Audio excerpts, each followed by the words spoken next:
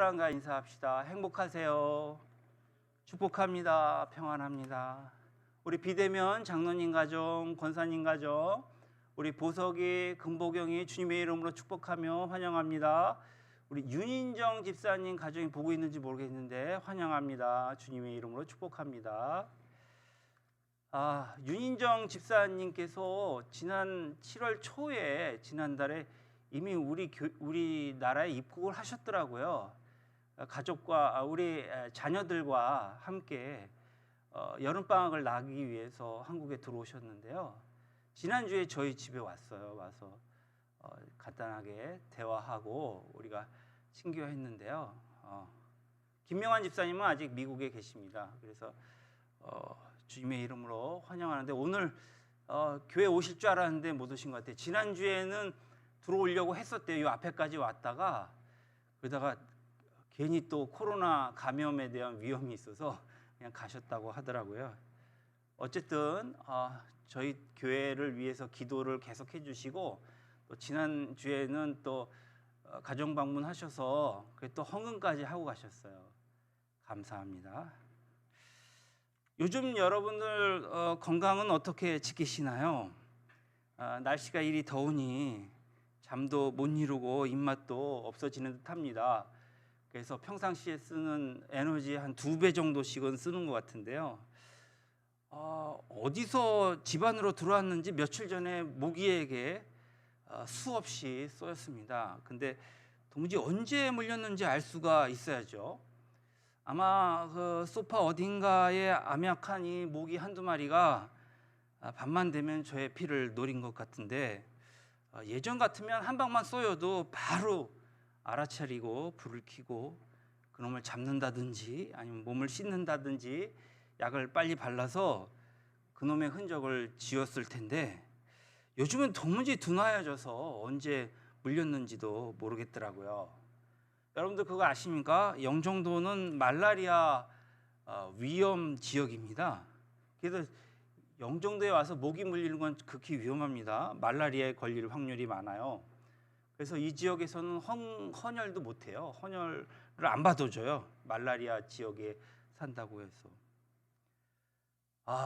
작년 또 다르고 그 작년 또 다르고 점점 더위가 문제인데요. 지구가 점점 더워진다는 얘기겠지요.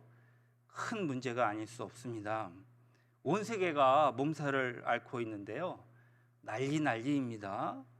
그리스, 터키 같은 경우는 대형 화재가 꺼지질 않아서 큰 문제고요. 중부 유럽이나 중국 허난선 지역에는 물난리가 나서 많은 사람들이 희생당하고 이재민들이 많이 발생했습니다. 아직도 꺼지지 않았다는 캘리포니아 산불, 참 지구가 끙끙 앓고 있는 것 같습니다. 아니나 다를까 델타 변이가 세상을 휩쓸고 있는데요. 앞으로는 람다보다 더 강력한 신종 변이 바이러스, 이른바 심판의 날 변이가 곧 도래할 수 있다고 과학자들은 경고하고 있죠. 그래서 WHO에서는 이 변이에 주목하고 있는데 백신 접종을 받지 않는 사람을 통해서 계속해서 진화하여서 그래서 스테로이드 변이가 되어서 백신을 무력화시키고 마치 산불처럼 번지면서 수많은 이들의 목숨을 앗아갈 심판의 날 돌연 변이가 앞으로 나오거나 최악의 경우 이미 만들어지고 있을 수도 있다는 우려가 나오고 있습니다. 물론 이와 같은 가설은 가능성이 높지는 않지만 이를 배제할 수 없다고 보고 있는 것이죠. 지금 어디선가 만들어지고 있을 가능성은 여전하다고 과학자들은 경고하고 있습니다. 이렇게 볼 때에 우리는 마지막 때가 다가오고 있는 것을 피부로 느끼기 시작합니다. 인류는 최악의 상황을 고려하지 않으면 안 될 처지에 놓이게 되겠지요.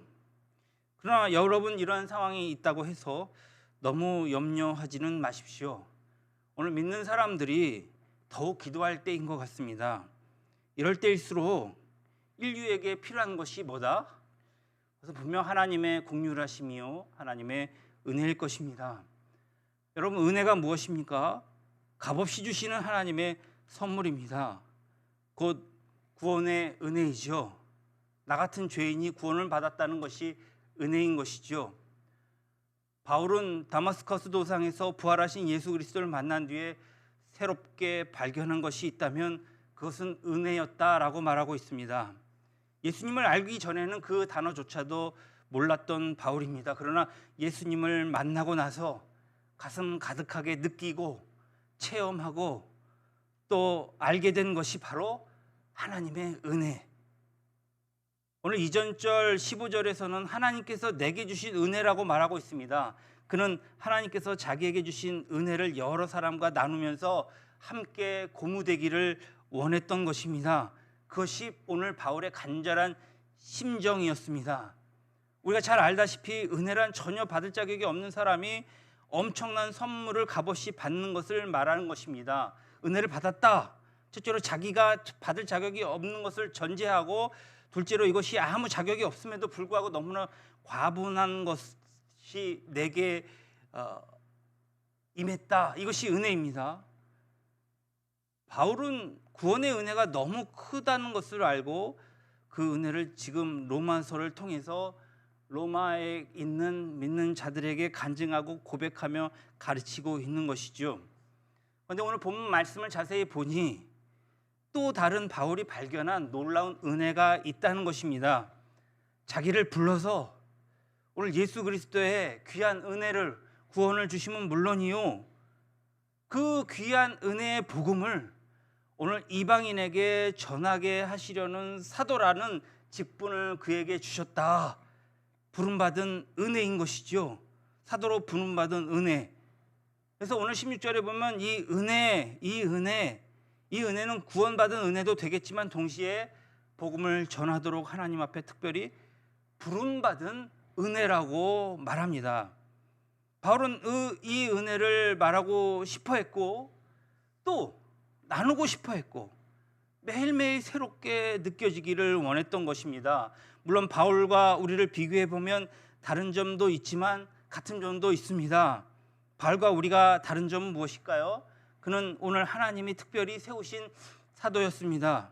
그는 평생 이방인을 찾아다니면서 예수 그리스도를 증거하는 특별한 직분 맡은 사람이었죠. 그러나 바울과 우리는 같은 사도는 아닙니다. 우리와 그는 이 점이 분명히 다릅니다. 반면에 같은 점은 무엇일까요? 오늘 하나님이 바울에게 복음을 맡겨 전하라 하신 것처럼 우리 모두에게도 예수 그리스도의 복음을 맡겨서 전하라 하셨다는 것입니다. 바울에게 복음을 전할 사명이 있었던 것처럼 오늘 저와 여러분, 우리에게도 동일한 사명이 있습니다. 이런 의미에서 본문은 우리에게 시사하는 바가 매우 큽니다. 혹시 나는 복음을 전해야 할 특별한 사명을 받지 않았어? 내가 무슨 전도사야? 내가 무슨 목사야? 그렇게 생각하고 있다면 그분은 분명 오늘 말씀을 잘 몰라서 그런 것입니다. 하나님은 나에게도 복음을 전하라는 특별한 사명을 주셨다는 것을 우리는 믿어야 합니다.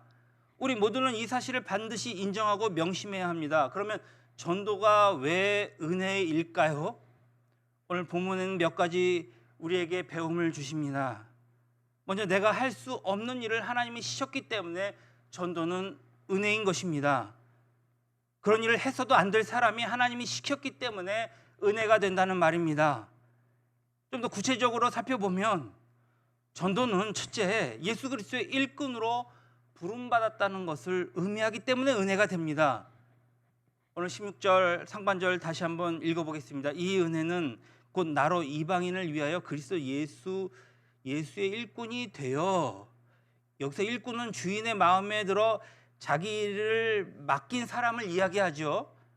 그러니까 머슴이라든지 몇 푼 주고 온종일 일 시키는 그런 사람을 말하는 것이 아닙니다. 여기서는 미니스터를 얘기하는 거예요.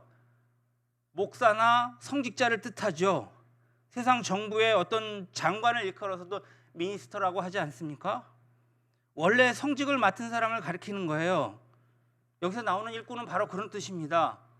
예수 그리스도의 복음을 온 세상에 전하는 것은 결코 하찮은 일이 아닙니다.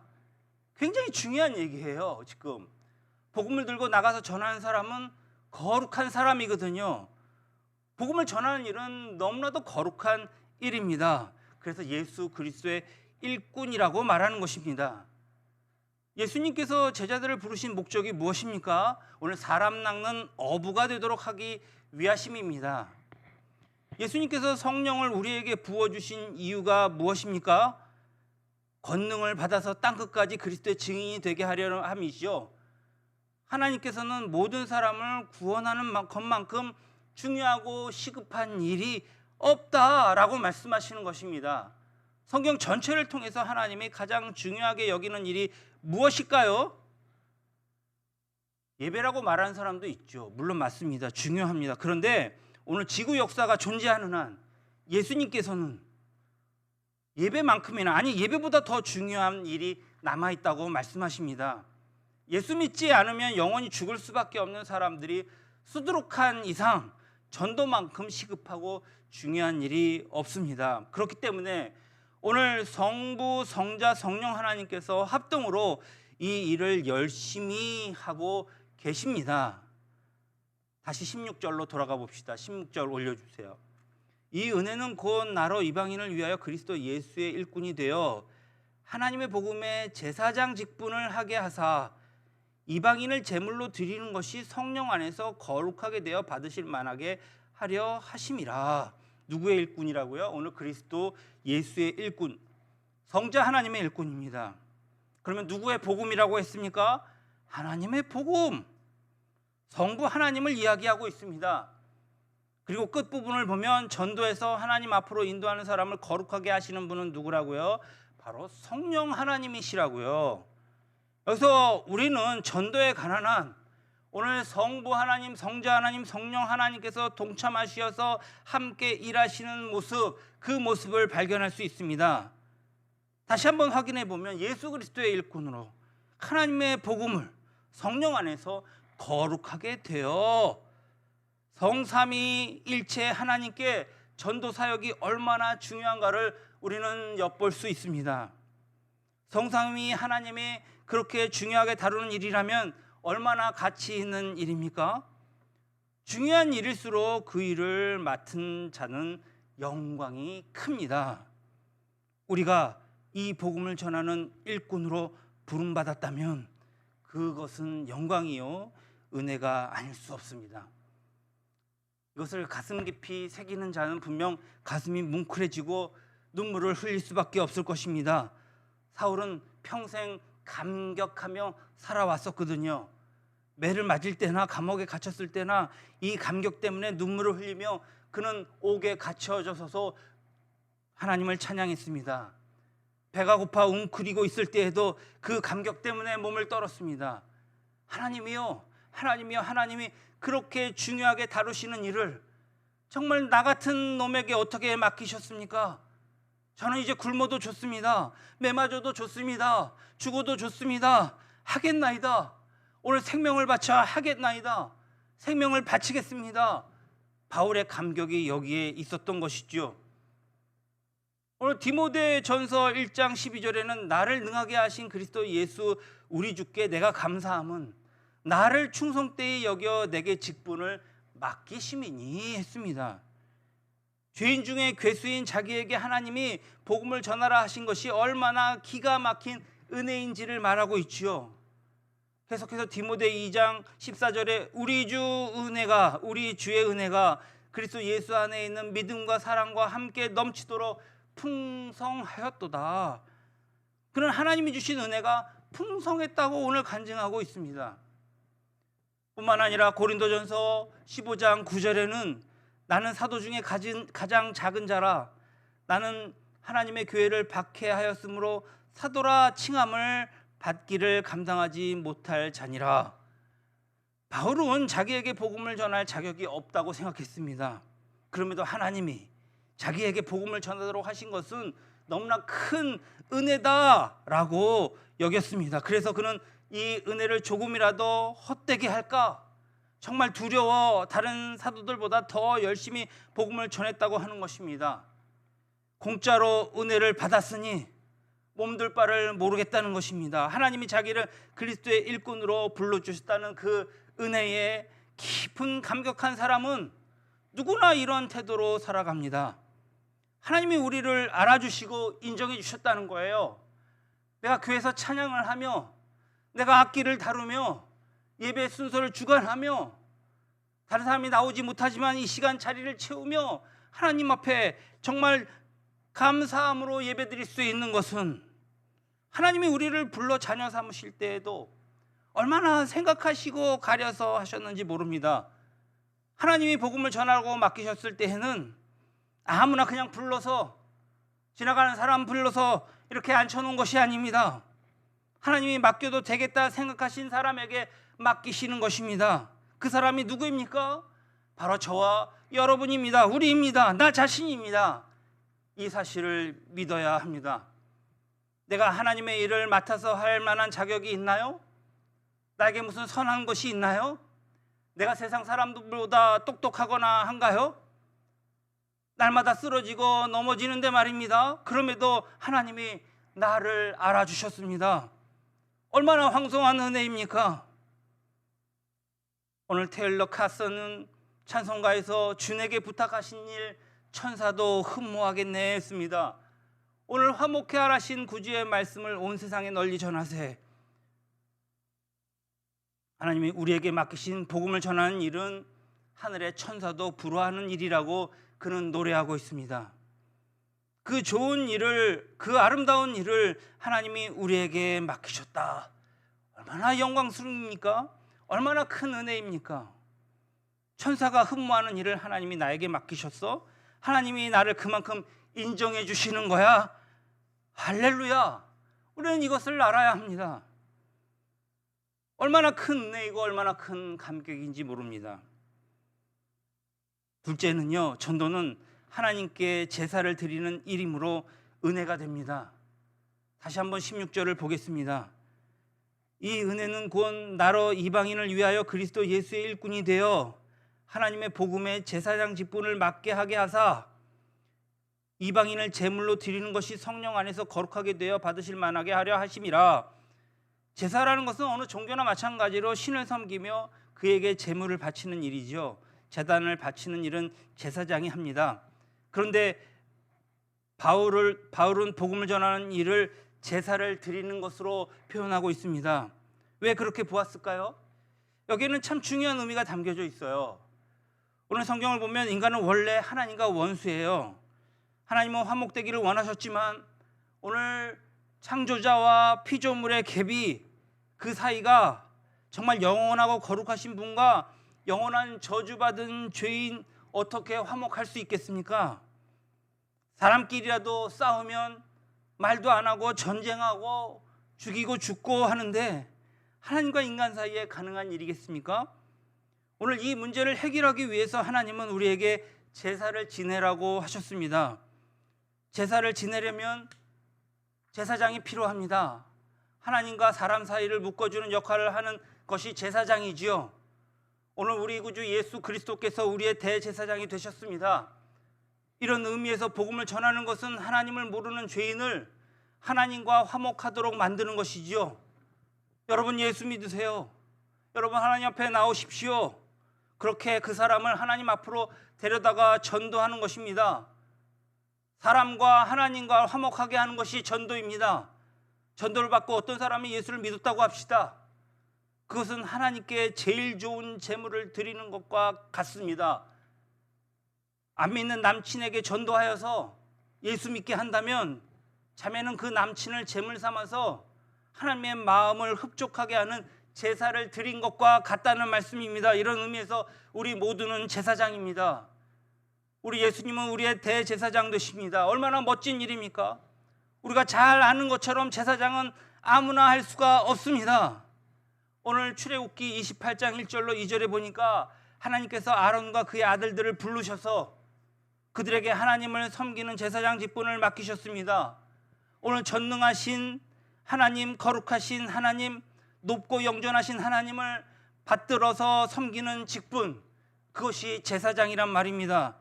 굉장히 중요하죠. 얼마나 중요한지 모릅니다. 그러므로 하나님께서 제사장을 영화롭게 하고 아름답게 하셨다 했습니다. 여러분, 제사장 일은 아무나 할 수 있는 것이 아닙니다. 하나님이 부르셔야만 할 수 있기 때문입니다. 오직 하나님이 인정하는 사람만이 할 수 있습니다. 우시아는요, 대단히 걸출한 왕이었어요. 정치 잘했습니다. 나라가 부강해졌어요. 온 나라가 평안해지니까 점점 교만해지기 시작했습니다. 그가 급기야는 성전에 들어갑니다. 제사장만이 할 수 있는 일을 자기가 하겠다고 제단에 제물을 바치려 합니다. 그런데요, 결국 그는 하나님이 그냥 내버려 두시지 않았습니다. 오늘 왕이든 부자든 많이 배운 사람이든 무식한 자든 간에 제 마음대로 제사장 자리를 하는 것이 아니란 말씀입니다. 이렇게 함부로 될 수 없는 제사장 직분을 오늘 하나님이 저와 여러분에게, 우리에게 맡겨주신 것입니다. 복음을 전하라는 명령하신 것을 보면 이 사실을 알 수 있습니다. 얼마나 큰 은혜인지 모릅니다. 베드로전서 2장 9절을 보세요.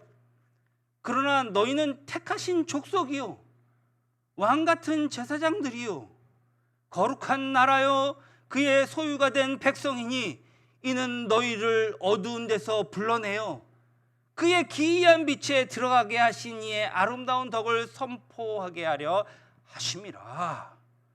할렐루야. 우리를 왕같은 제사장으로 삼으시고 그 목적은 복음을 전하도록 하시기 위해서라고 말씀하고 계십니다. 하나님이 우리에게 너무나 고귀한 직분을 주셨기에 우리는 전도해야 합니다. 하나님이 가장 기뻐하시는 제물을 드리는 영광스러운 자리에 우리를 세워주셨기에 우리는 전도해야 합니다. 하나님이 가장 원하시는 제물이 무엇인지 아는 사람은 반드시 전도하게 되어 있습니다. 사나 죽으나 시간만 나면 전도하려는 사람은 이 은혜를 깊이 깨닫는 자입니다. 진짜 신도라는 거예요. 진짜 성도라는 거예요. 진짜 제사장이라는 거예요. 끝으로 전도가 왜 은혜입니까? 복음을 전하는 자가 성령의 능력을 제일 많이 자랑할 수 있기 때문에 그렇습니다. 오늘 17절로 19절, 그러므로 내가 그리스도 예수 안에서 하나님의 일에 대하여 자랑하신 것이 있거니와 그리스도께서 이방인들을 순종하게 하기 위하여 나를 통하여 역사하신 것 외에는 내가 감히 말하지 아니하노라. 그 일은 말과 행위로, 표적과 기사의 능력으로, 성령의 능력으로 이루어졌으며 그리하여 내가 예루살렘으로부터 두루 행하여 일루리곤까지 그리스도의 복음을 편만하게 전하였노다. 복음 전하는 사람에게 기가 막힌 특혜가 하나 있습니다. 성령의 역사를 체험하는 은혜입니다. 사복음서를 보면은 예수님께서 이적을 행하실 때의 모습을 자세히 보십시오. 항상 기적이 일어납니다. 언제입니까? 복음을 전할 때. 복음을 전할 때 안진뱅이가 일어나고 눈먼 자가 눈을 뜨고, 복음을 전할 때 귀신 들린 자가 온전하게 되어집니다. 여러분, 사도행전 보셨습니까? 성령의 능력은 사도들과 성도들이 복음을 전하는 현장에서 가장 많이 일어납니다. 여러분, 이것을 알아야 합니다. 우리가 복음을 전할 때 주의 역사가 나타나는 것입니다. 그래서 마가복음 16장 15절은 이렇게 말씀합니다. 너희는 온 천하에 다니며 만민에게 복음을 전하라. 할렐루야. 여러분들, 마르티스가 언제 가장 융성하게 되었나요? 생각해 보십시오. 혹시 여러분들, 우리 진영이나 예연이가 길거리에서 계속 찬양하며 주도해서 같이 길거리에서 계속 찬양할 때 제일 부흥되지 않았습니까? 저만의 착각입니까? 그전에도 부흥했는데 이렇게 생각하십니까? 믿는 자들에게는 이런 표적이 따르니 곧 그들이 내 이름으로 귀신을 쫓아내며 새 방언을 말하며 뱀을 집어올리며 무슨 독을 마실지라도 해를 받지 아니하며 병든 사람에게 손을 얹은즉 나으리라 하시더라. 할렐루야. 여기서 믿는 자는 복음을 전하는 사람을 말합니다.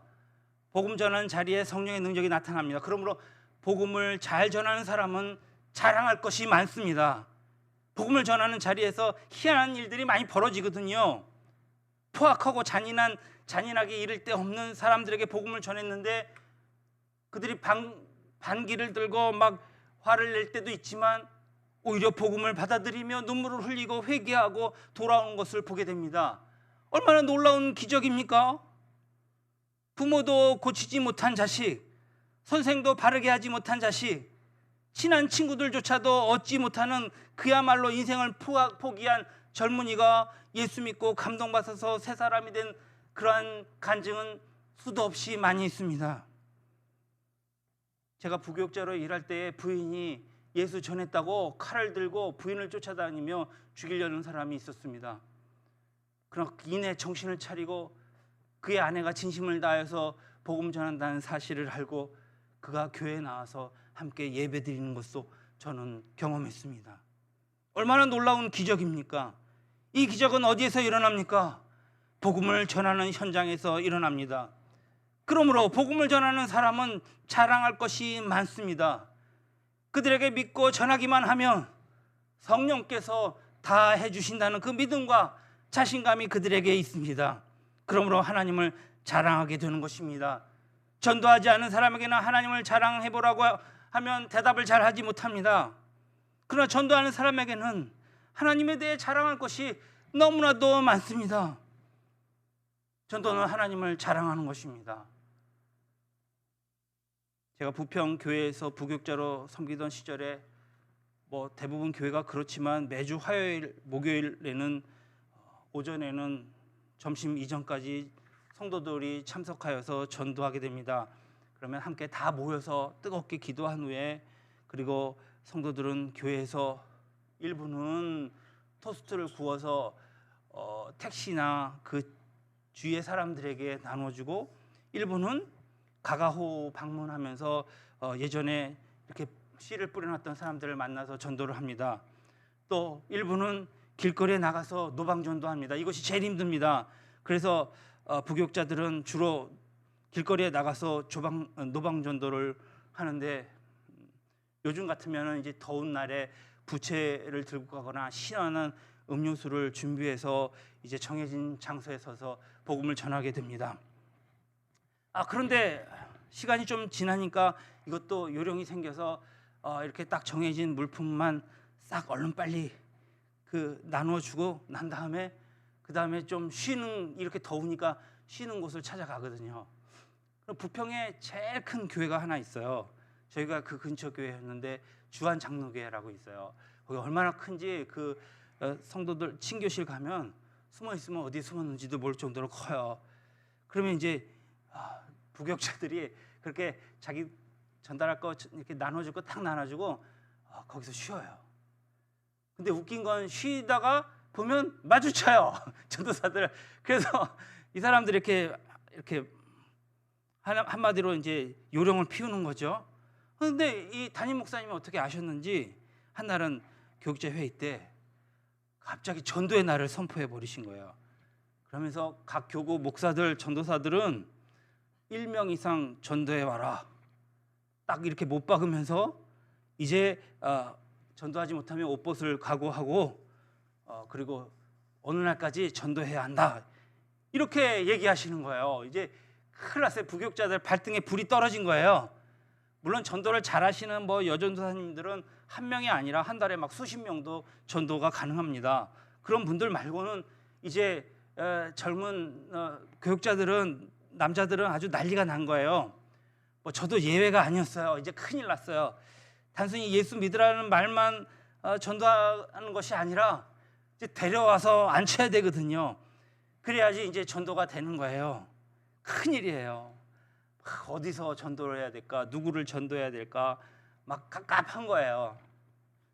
그동안 남의 교회 커피 라운지에서 노닥거리고 시간을 때우던 부교육자들은 이제 어떻게 전도해야 될지 막 고민이 생기고 막 소화불량이 되고 막 잠도 못 자고 막 그렇게 되는 것입니다.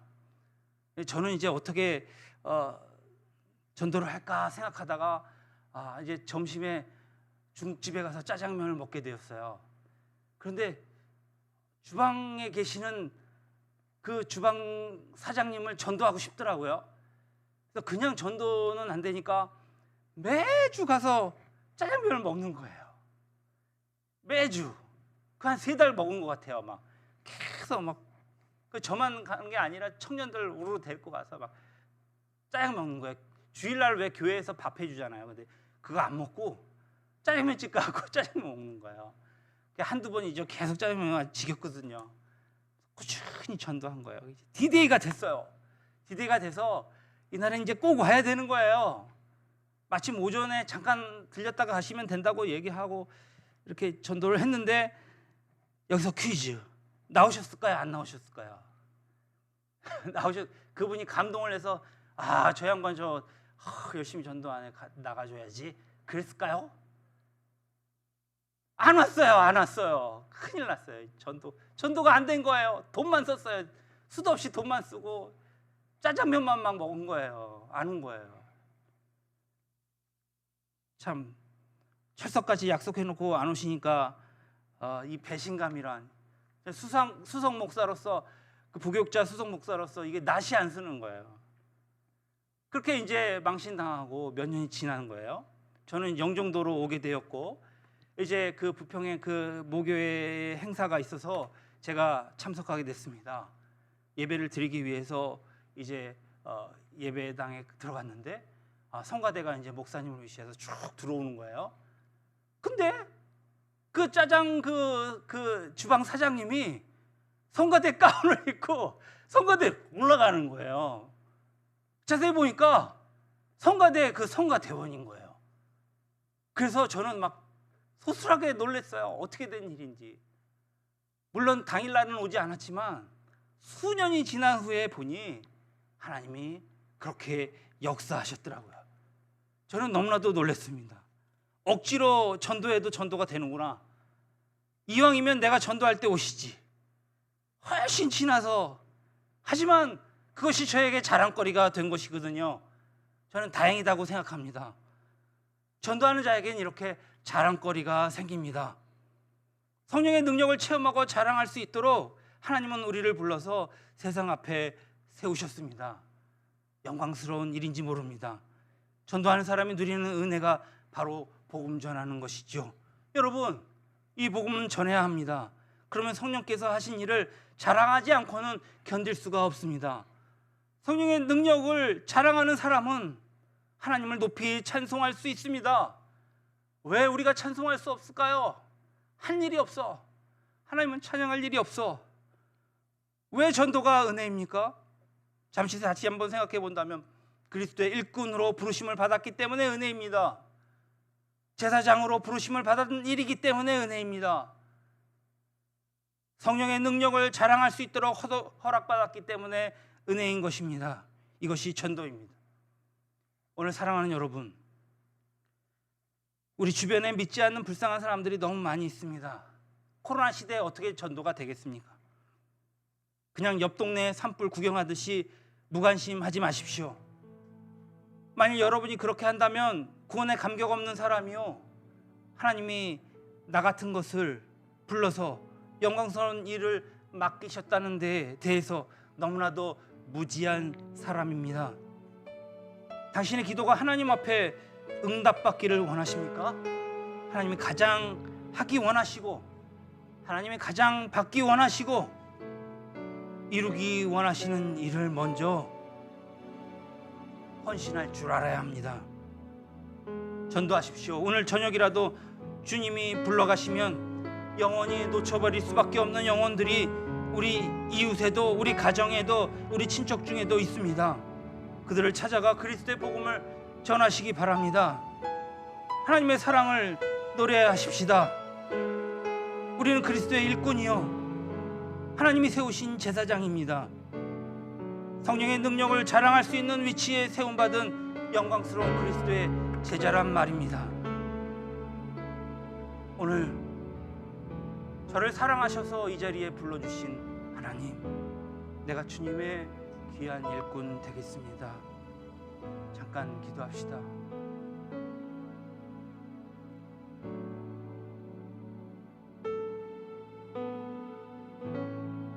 민족의